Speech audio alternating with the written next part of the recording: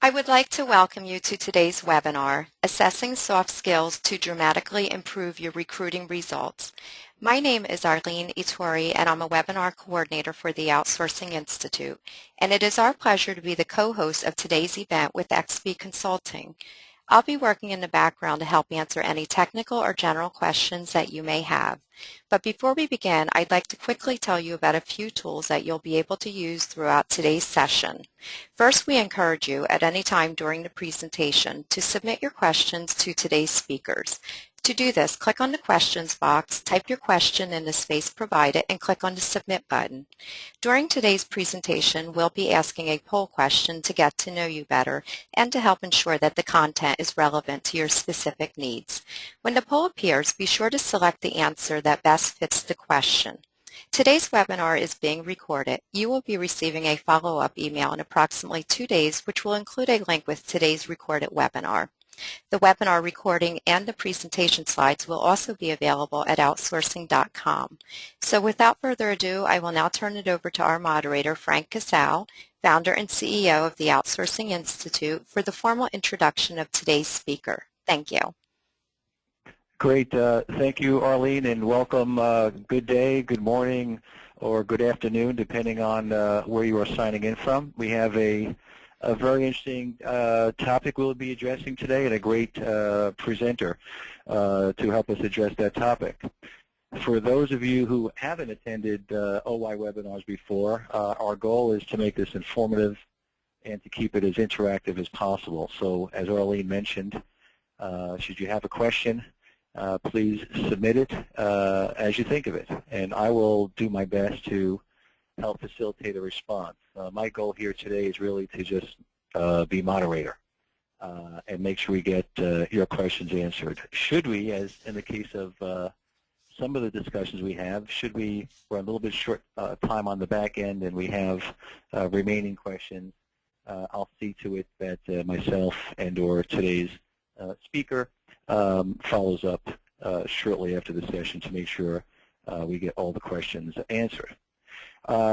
Just a little bit of background. I'm thinking it had to be several months back where I was speaking to a good friend and colleague, Bob Pello, at InfoTrends, and she had suggested that I really make sure I connect with this woman named Kathy Graham-Leviss, who has a really great presentation, has a book coming out, and something that I should get to know about and our members should get to know about. And based on that recommendation, we did connect with Kathy, and I'm happy we did. This is it's a timely topic.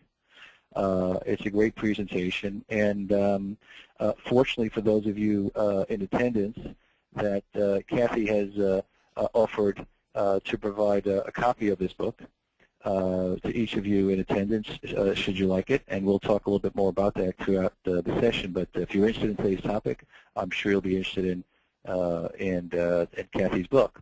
A little bit of background. Kathy Graham-Leviss is the president of XP Consulting, has significant experience with regard to management consulting, and has taken that experience and pioneered a state-of-the-art multi-dimensional approach to help companies hire, manage, and retain their most valuable assets. I find it interesting at this state of the world right now, where although we're struggling as far as economic climate, what I've seen from my vantage point is there are some very active pockets of hiring in the business world today, and many of you are actually struggling to get the talent you need. So we thought this was a timely topic. I want to take a moment just to mention and plug Kathy's book as well. The book is titled The Perfect Hire, A Tactical Guide to Hiring, Developing, and Retaining Top Sales Talent. And so this is a book, and if I have this right, Kathy, you could correct me in a moment, but you're going to be good enough to offer that to those here in attendance. So that's one more benefit, one more perk for participating. So we're looking forward to today's session. Before I pass the baton, I want to make sure that I address one poll question that Kathy asked that we send out. The purpose of this is really to make sure we target this discussion appropriately. As many of you know, if you've presented before. The key is to target your audience. So Arlene, if you can get that poll question up there, and please take a moment to respond as to what best describes your company. You want to get a sense of if you're looking at this from a corporate perspective, consulting, recruitment process outsourcing, training, and other. So please take a moment to do that, and we'll promise to target the dialogue and the topics accordingly.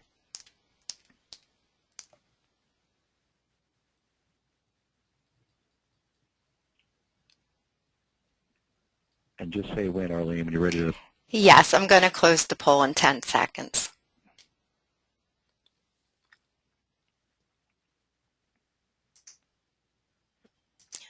And I'm now going to share the results. Thank you. Okay, so we'll now move on to the presentation.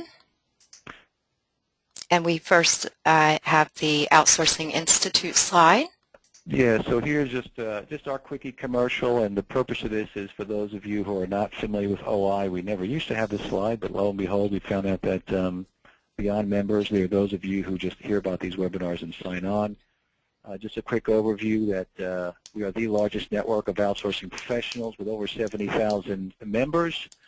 People tend to come to us for trends, best practices, and case studies. If you're looking for training with regard to outsourcing, we can help. If you're looking for software with regard to RFP builders and vendor selection, we can help. If you're looking for an outsourcing job or you're looking to hire an outsourcing professional, our sister company, CMS, focuses 100% on that. We have some road shows coming up this fall and winter, so if you happen to be in the New York area, Houston, Columbus, or Mexico City, that's where we're planning for the back end of this year. There will be more cities as we get closer to 2012. So that's our local, those are our local gatherings, if you will, in addition to many of the virtual things we do, such as these webinars. And last but not least, if sponsorship and new business development is your thing, we have a group that does that as well. So thank you for allowing us to present that. And without much further ado, Kathy, let me pass the baton to you, and thank you for taking time today. Great. Thank you, Frank. Hello, everyone. Well, today we're going to talk about how to effectively outsource recruiting and the importance that assessment plays. And by implementing this strategy, you're going to be able to identify a qualified pipeline of candidates in less time, and I'm going to show you how to do it, and deliver quality candidates by customizing a benchmark for each job. Now, this is going to provide your recruiters and your hiring managers with a consistent process and quality measurements to match candidates against by assessing what we call the 3 C's, the competencies, the critical thinking scores, and the core values. So if you don't know where you're going to wind up somewhere else. And it's all about hiring the right people for the right jobs. Now, let's take a look at how turnover will affect the bottom line.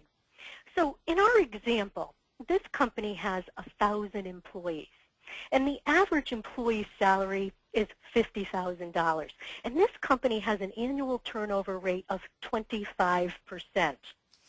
So you may know that research shows that the average cost of turnover to a company is twice an individual's salary.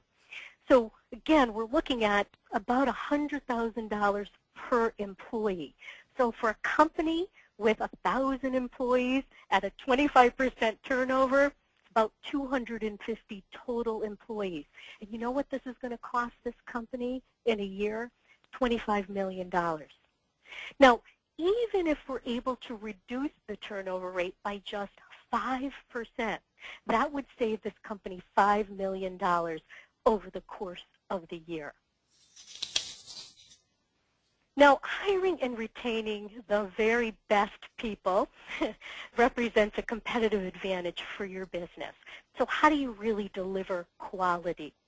Well, the recruitment industry is showing sure signs of recovery, but we all know there's still a long way to go. And with 2011 and 2012 set to be the year for real revival, it's essential that we as executives and business leaders and HR managers are educated and prepared for an upsurge in activity, which will require a wide variety of recruitment tools to ensure the best possible results. So how can you add quality to your staffing strategy?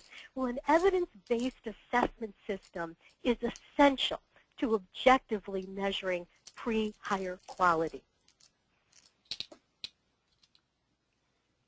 Now, there have been many studies done on the effectiveness of assessment systems.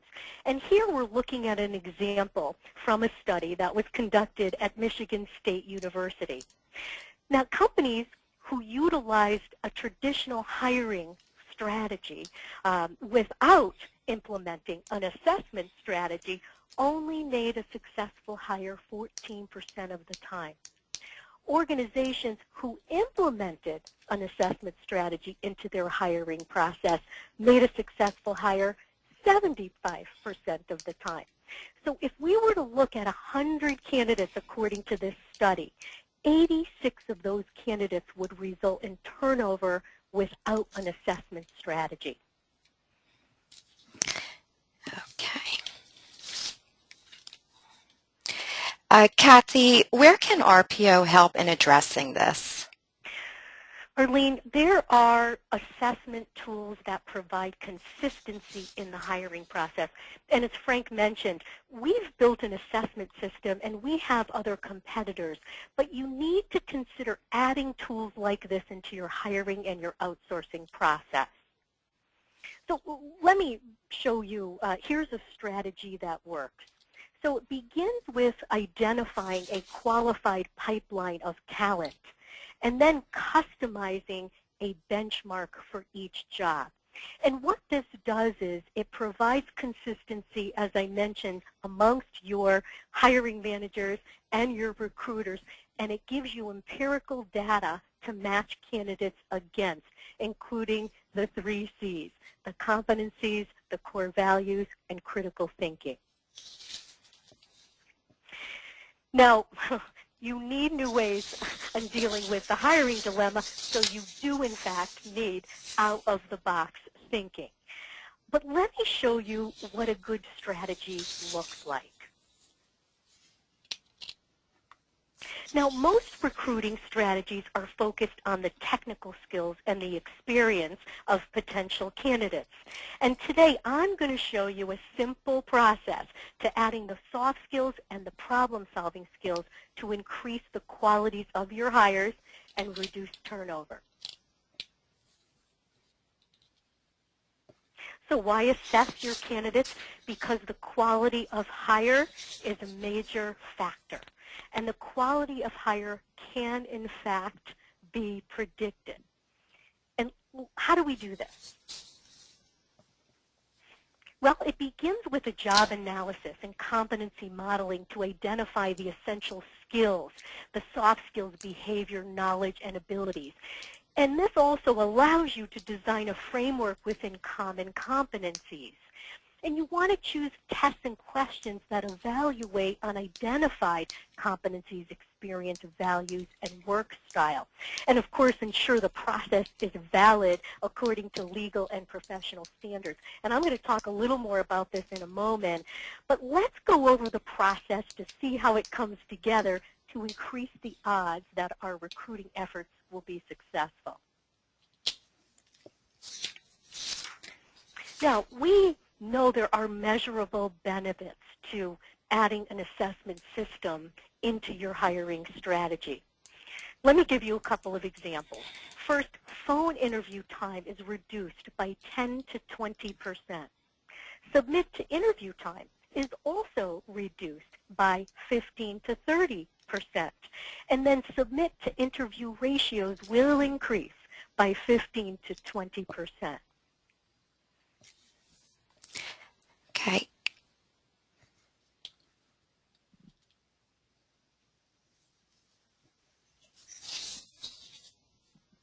Now, let me give you a few specific results or specific examples. So a large pharmaceutical company that we worked with over a year was experiencing a 40% turnover in their sales force. And 1 year after they implemented their new hiring process, turnover decreased by 20% in the first year. And job satisfaction also increased. Of course, the quality of work increased as well. And salespeople whose assessment results were more closely aligned with the job profile or the benchmark were most likely to stay in their jobs. So they experienced continued success by making better hiring decisions and were more consistently able to put the right people in the right jobs. And if you choose an assessment system that has interview questions built into the benchmark, which I highly recommend, you can use these as part of the screening process to reduce phone interview and submit to interview time. And submit to interview ratios increase because once a candidate completes an assessment, interview questions for the lower scoring items will appear. So the process begins by benchmarking the job, by identifying the specific talent needs of the key positions and creating a job benchmark to compare talent against. Now, there are 3 ways to complete a benchmark. First, by using industry data. And in choosing an assessment system, you want to make sure that that system has experience with the type and data, with the type of positions that you're hiring for.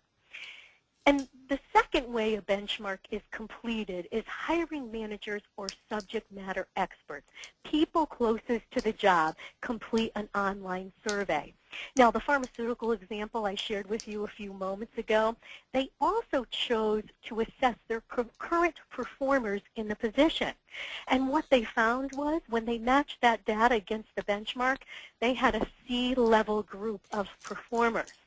So this was another contributing factor into their success with their strategy.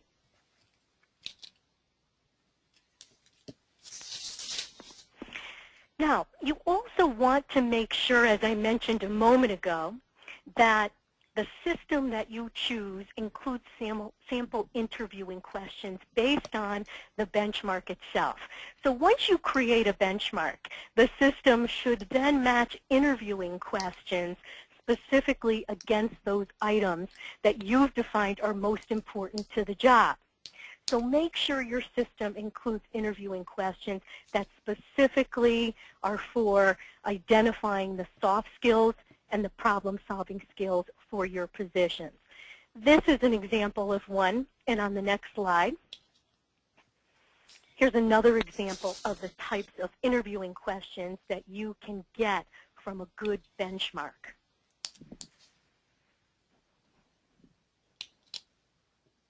Let's look at the 3 C's and what this tells us about your potential candidates.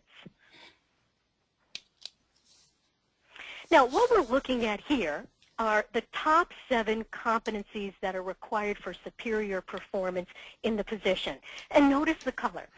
Well, the purple competencies are the people-focused competencies, and the teal color competencies are the task-focused competencies. So these are the top 7 that have been defined in this benchmark that are most important to the job. Then we look at the 3 critical thinking areas that are most important in rank order to this particular job. And finally, the core values that are most important for our candidates to have. Now, what does this really tell us about the job? Well, we're looking for someone, for example, that has strong communication skills, who actively supports and promotes the organization, someone who can establish credibility, someone who is highly detailed. They have project planning skills.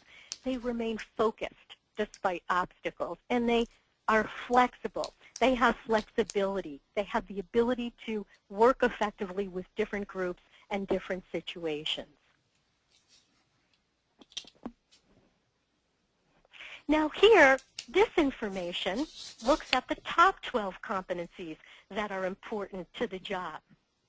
And again, we use these competencies to match our candidates. And as you know, competencies are areas of skill and also knowledge. So we want our candidates to come with the skills and the knowledge that we're looking for that drives performance in the job. And a good assessment system will have this and is able to do this for you. Next is the critical thinking. So in critical thinking, we're, again, matching our candidates against what is most important to the job. And what this tells us is that reasons logically. We're looking for someone who will be highly effective at dealing with multiple issues and demands, and will use logic and reasoning to identify the strengths and weaknesses of alternative solutions, conclusions, or approaches to problems. So we're looking for somebody that has that ability. Reasons numerically, they'll be effective, not highly effective, but effective at analyzing data. And finally, we're looking for somebody who, in our reasons verbally category, will have the ability to think constructively, identify themes, and think on an abstract level. And then we have the core values. Well, and I don't know what your experience is, but often we see that core values are critical because we're looking for core values that are aligned with the position or the benchmark. And what we look at is the top 3 values that are most important to the job. So here you see conceptual, achievement, and social as being most important. And so we're looking for someone who has a conceptual driving value, and it's the highest value as defined in this job profile. So the ideal candidate prefers roles that are mentally stimulating and provide opportunities to solve complex problems. The second highest value is achievement, and the ideal candidate will be strongly motivated by personal excellence, achieving challenging goals. And then the third is social. We're looking for someone who will be motivated by developing relationships and interacting and helping others.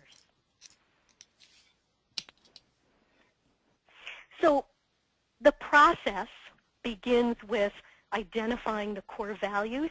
There's also behavioral components that measure how a candidate will fit into the organization. Then what we're looking at is the competency and cognitive scores measure if a candidate can perform the job. The interview questions that I showed you earlier, and a good system will provide interviewing questions based on the moderate and the lower scoring items.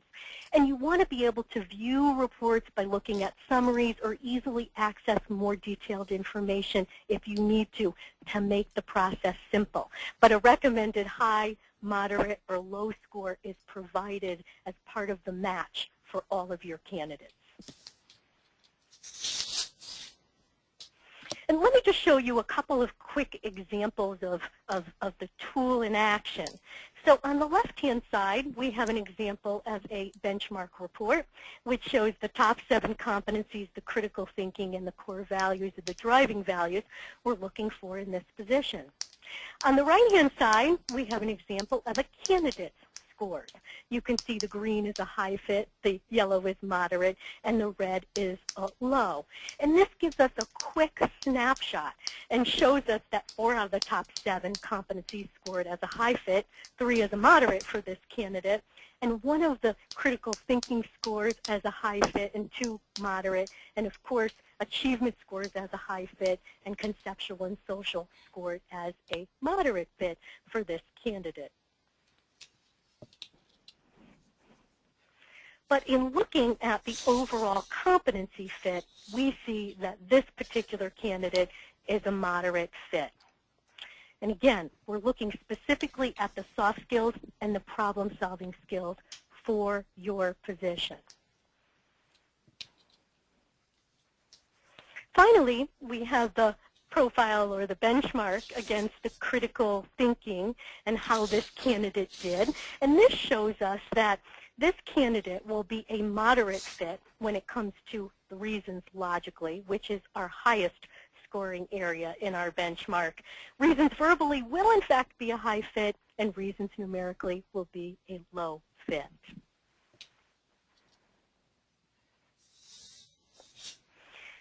Last, we look at the values and compare them against the benchmark report. So again, we see that conceptual is a moderate fit for this candidate, achievement is a high fit, and social, which is our third value, is also a moderate. So these give you quick snapshots to look at your candidate's scores.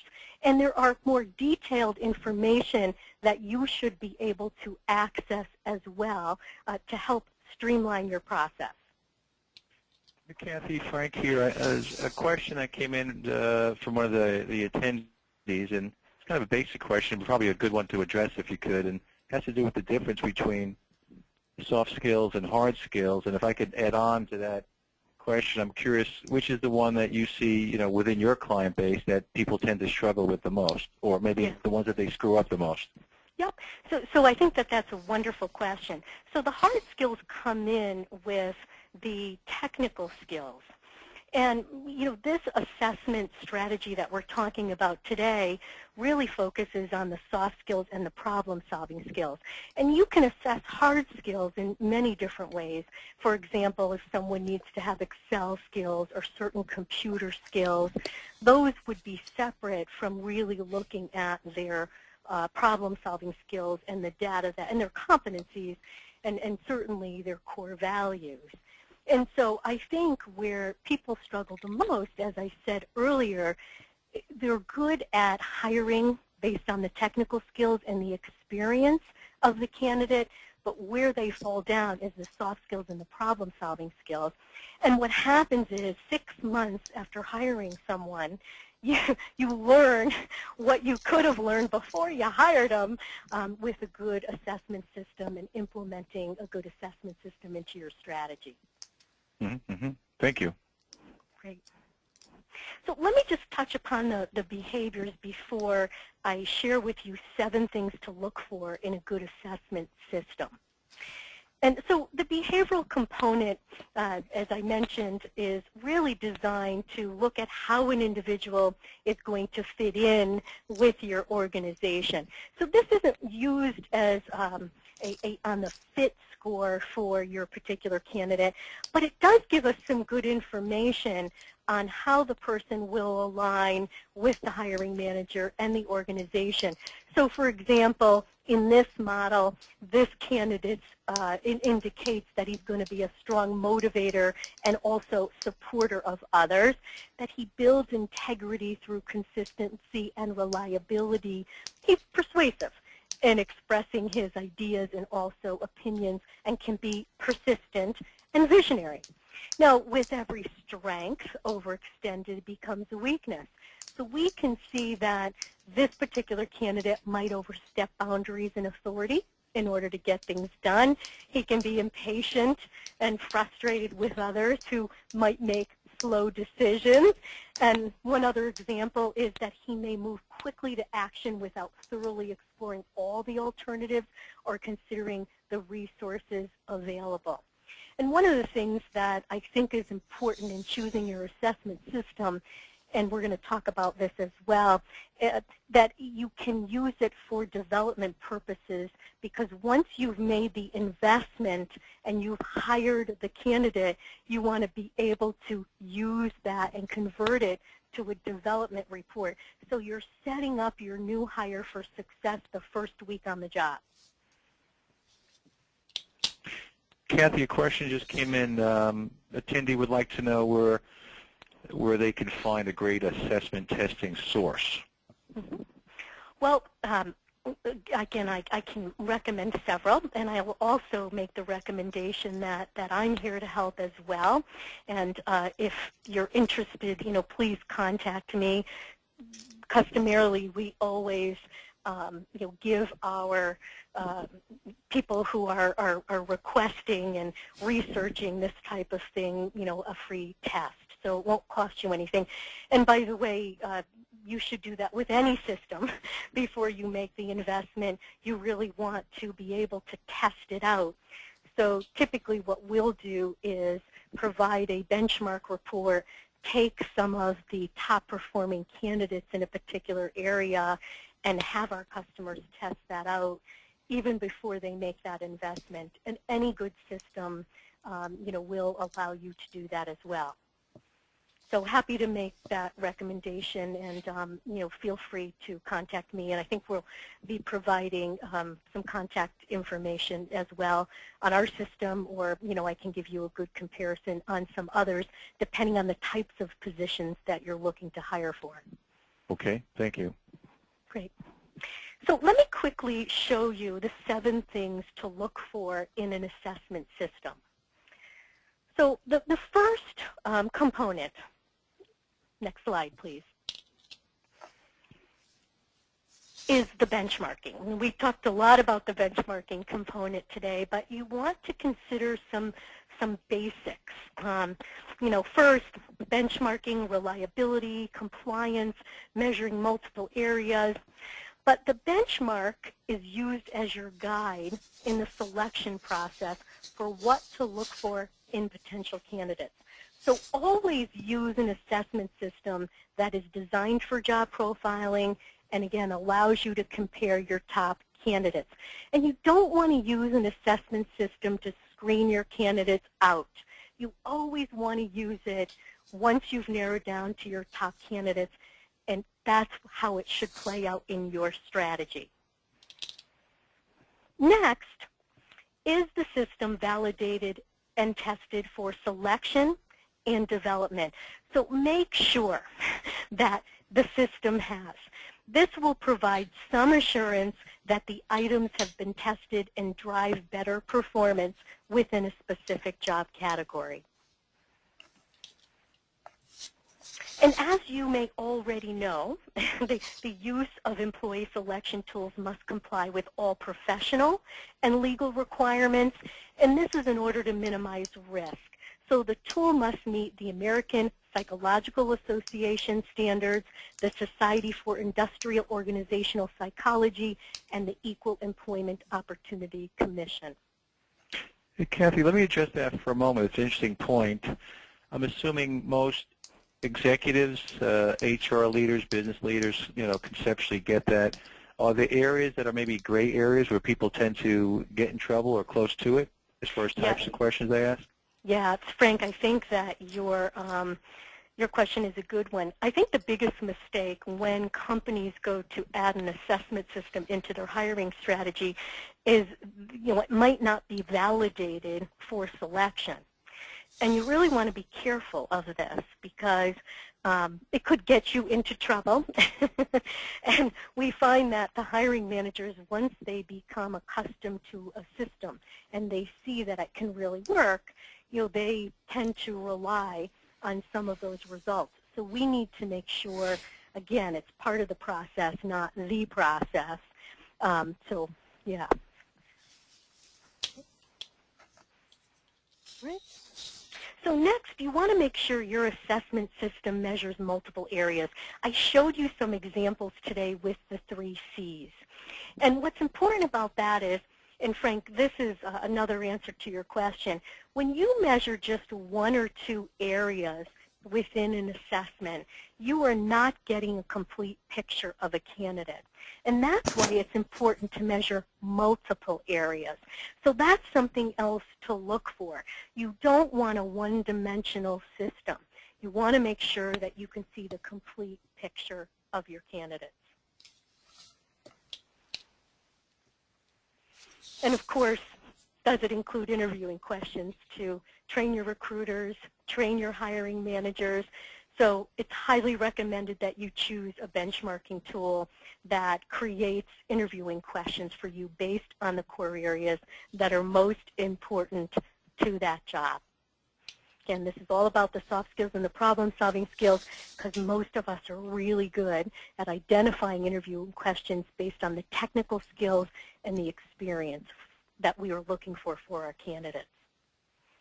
And then can you compare multiple candidates? this is an important feature as well, because you want to be able to compare candidates at the same time, and this gives you a great way to view which candidates are the best fit for the job. So make sure the system also allows you to do this as well. Kathy, do you have any data, or just even from your personal experience, as to how candidates, job applicants, how they react to these types of tests? Are they okay with it? Do they find it, mildly annoying, but they tolerate it? Any thoughts? Yeah, and I think that more candidates are getting accustomed to this type of thing. I think one of the things in the feedback that we get most often is candidates want to see their results. And we don't recommend that you show the results because, again, it's part of the process. And certainly you don't want anybody coming back saying, I took that test and I passed or failed. So it's important that once you hire a candidate that you're able then to take that data and work with them to set them up for success. But, I think, Frank, candidates get a little bit nervous, right? But more importantly, they want to know how they did. Okay. Are there any liability issues for sharing that could come back to haunt the would-be employer? No, as long as, and there's laws in each state, of course, on the hiring and interviewing process, and I know, most of our HR folks are well-versed on these kinds of things, but you want to make sure, as long as you're using assessment system as part of your strategy and you're not making it the strategy, you can't get into trouble. Okay, thanks. Right? And you also want to make sure that it's a valid and reliable system, of course, too. If it's not, and it hasn't been through the rigor of a validation process, that could, in fact, set you up for some issues. But, again, you want to make sure that your system meets all of the requirements.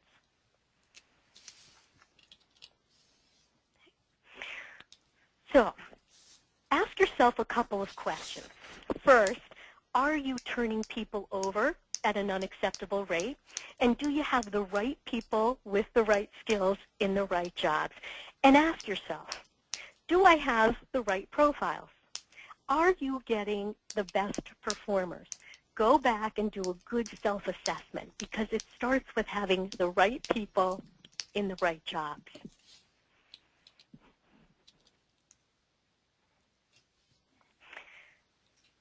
So, Frank, I was hoping that now we could, I know we ran over just a little bit, but we could open it up for any more questions.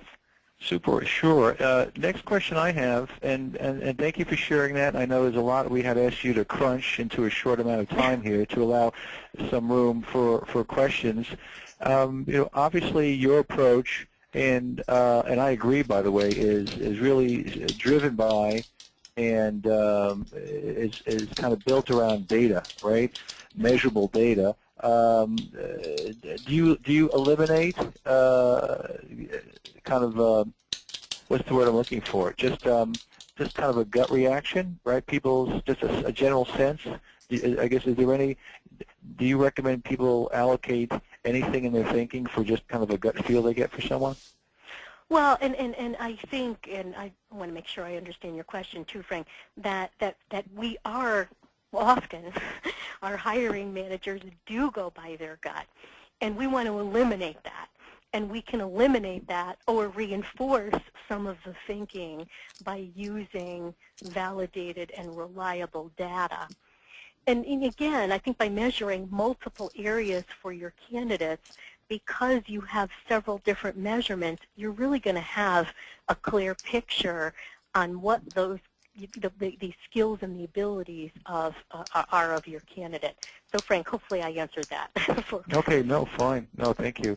Another question I have here is has to do with virtual organizations. I know many organizations within our membership network, and if you go back a million years, it was like small companies might have people working at home, and big companies never did. Now, across the board, as you're well aware, Kathy, there are many virtual organizations where many execs work from home.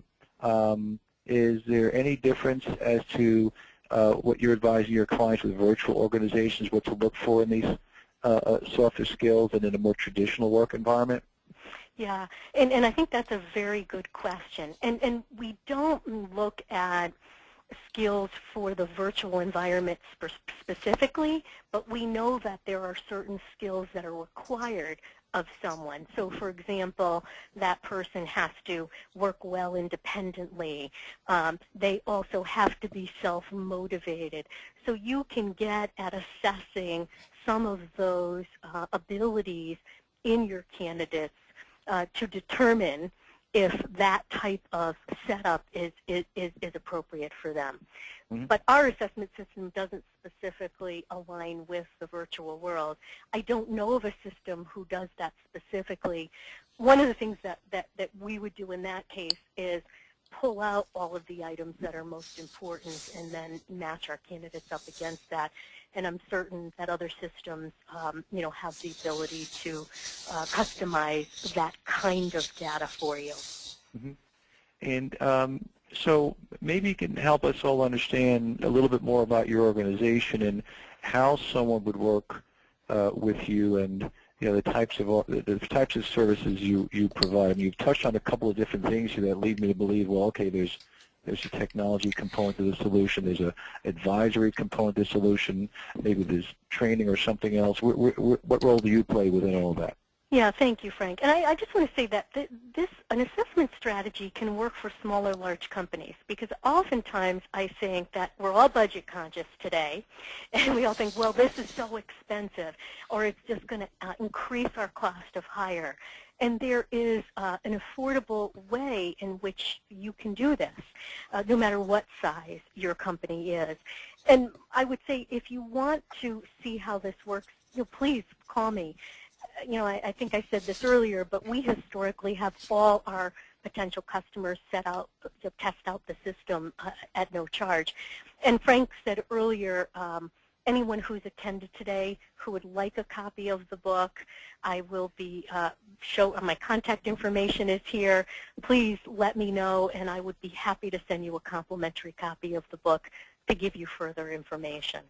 Yeah, and along those lines, we'll make sure we send in our follow-up email a way for people to follow up with you directly, and if anyone's interested in getting that free test drive or take a look at the book. With the few minutes remaining, I'd like to give you an opportunity to plug the book, even though you're not selling it, you're giving it away. But I know there's a lot of work involved with writing a book, and I'm sure you put a lot of time and effort into it, and you're excited about it. What can you tell us just a little bit about the thinking behind the book and why you wrote this book? Yeah, thank you, Frank. Well, the book is all based on our experience and knowledge with our data on hiring top sales performers. And so not only does it give you a process to help you with your strategy, but it gives you some techniques, some good solid information on what we have found in our research and our data and what drives performance with top performing salespeople. And so I hope that those of you who are interested will find it very useful. And a lot of the techniques in it can be applied to other jobs as well. Well, I can tell you, we have over 70,000 members within our network, and it's broken down to buyers and as one group, providers as another, and the third category are influencers, which is kind of a catch-all for advisors and analysts, et cetera. But if you look within our network at the vendor component, which is usually about a third of our network, from my experience, last 18 plus years on this, many of those sales organizations do struggle with exactly what you're talking to here. So my sense is that there will be interest, and I personally will make sure I follow up with you to see any other clever ways we can get you and some of your material connected with those in our network that are struggling. I think the typical scenario we see is that you have a non-sales leadership. It may be a technology, leadership may be technology-driven, engineering-driven, finance-driven, if you will, and looking to build and/or maintain and/or grow a selling organization, and it's kind of like a Mars and Venus type scenario. Do you see that? Yes, all the time. And we also, our system, and again, many systems have the technology component too. So we do both. But yes, there's very different types of competencies, critical thinking, and core values that are important for those positions, and they are different. Okay, fine. And so with the few minutes we have left, any parting advice to those that are struggling at hiring at this point, struggling within this category, whether it's with salespeople or just general key talent acquisition? Mm-hmm.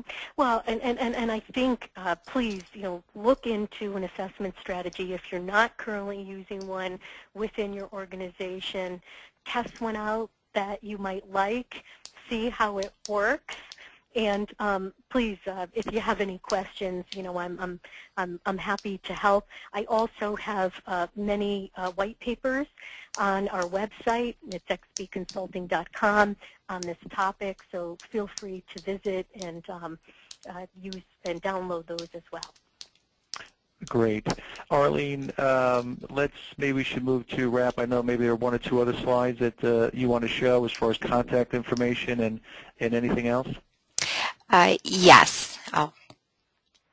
If anyone would like to get in touch with Kathy, you could jot down her information as well as Frank's if you'd like to get in touch with him. And as Frank mentioned earlier, in the follow-up letter that you'll be receiving in 2 days, it will contain a link to this recorded webinar, and it will also include Kathy's and Frank's contact information as well. Kathy's slides will be available at outsourcing.com in 2 days as well if you'd like to download a copy of this presentation. Well, Kathy, thank you, Arlene, and Kathy, thank you again for taking your time.